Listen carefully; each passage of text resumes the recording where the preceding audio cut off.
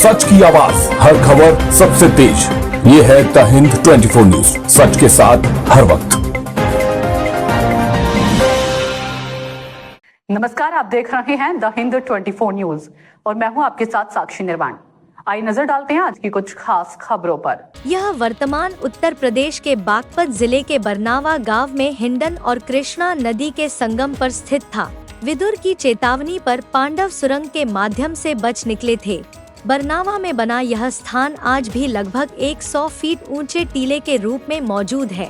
दुर्योधन, शकुनी और पुरोचन ने पांडवों और कुंती को करने के लिए वर्णनावत में यह महल बनवाया था।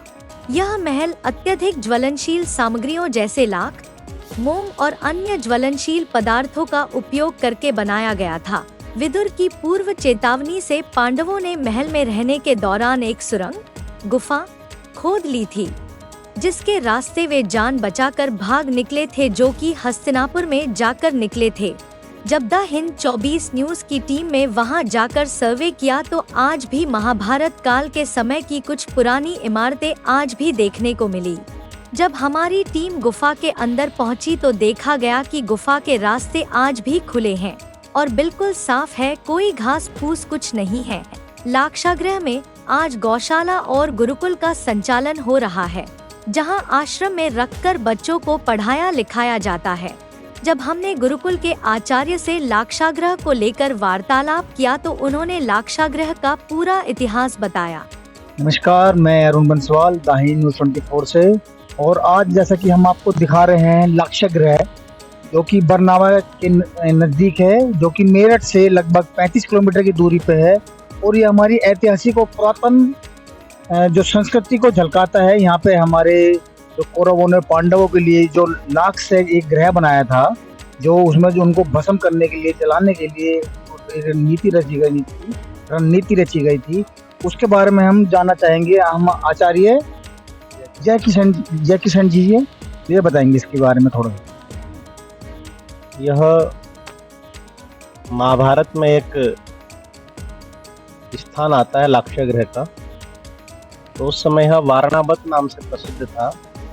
जिस समय दुर्योधन ने पांडवों को जलाने के लिए एक षड्यंत्र रचा और एक भवन का निर्माण करवाया। उस भवन का नाम था लाक्षा। तो एक भवन का निर्माण करवाया था, उस भवन का नाम जो है लाक्षागृह। लाख एक धातु होती है जो ज्वलनशील होती है। उस धातु के माध्यम से पूरे लाखा मंडप का निर्माण कराया गया और उस लाखा मंडप का निर्माण वारणावत नामक ग्राम में करवाया गया। उस समय वारणावत की आबादी जो है लगभग 22 लाख होती थी। इतना बड़ा गांव होता था यह। और इस गांव में प्रतिवर्ष, जैसे अभी दिल्ली में पुस्तक मेला लगता है और देश विदेश से पुस्तकें आती हैं, ऐसे देश विदेश से यहाँ पर विद्वान आते थे और एक मेला लगता था। और उस मेले के माध्यम से यहाँ पर आयोजन होता था। तो यहाँ पर उनको जब जलाने का षड्यंत्र रचा तो विदुर जी को पता चलता है और विदुर जी जो है इस स्थान में एक सुरंग गुफा का निर्माण कराते हैं, जिससे वो बच के निकल सकें। तो विदुर की नीति से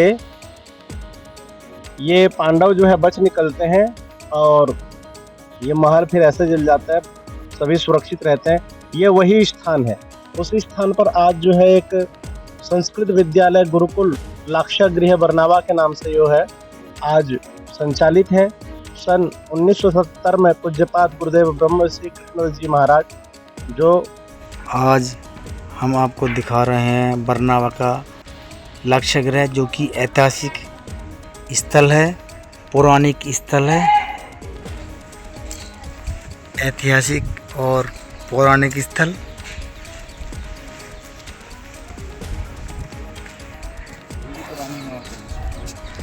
ये सब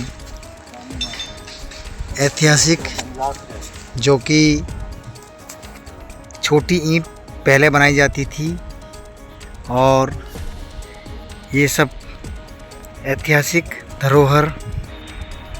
अच्छा, एक बात बताओ, लाक्षागृह का स्थान जो कि दूर दूर तक ऊंचे टीले पे बसा हुआ है, यह कृष्णा नदी इसमें दिखाई दे रही है। हम आपको दिखाते हैं। मैं अपने सहयोगी अरुण बंसवाल के साथ में आपको दिखाता हूँ जो बरनावा में बागपत जिले के बरनावा में स्थित है लाक्षागृह गुफा। बरनावा की महाभारत में वर्णित वारनावत से की गई है। यह हिंडन व कृष्णा नदी के संगम पर स्थित है। गांव के दक्षिण में लगभग 100 फीट ऊंची और 30 एकड़ भूमि पर फैला हुआ यह एक टीला है जिसे लाक्षागृह का अवशेष माना जाता है। इस पे बोर्ड में इतिहास लिखा गया है। यह लाक्षागृह का रास्ता है जो कि सुरंग की ओर जाता है और ये ऐतिहासिक धरोहर जो कि अभी जर्जर अवस्था में है अपनी फ़िलहाल। सरकार इस ओर ध्यान तो दे रही है मगर इतनी पुरातन होने के बावजूद भी इस पर भी इतना गौर नहीं किया जा रहा, सरकार द्वारा भी वंचित है। हम आपको दिखा रहे हैं ये लाक्षागृह की जो गुफा है ये ऐतिहासिक है, ऐतिहासिक धरोहर है हमारी। ये कौरव और पांडवों के द्वारा बनाई गई थी, कौरवों द्वारा बनाई गई थी जो कि पांडव इससे निकल के गए थे।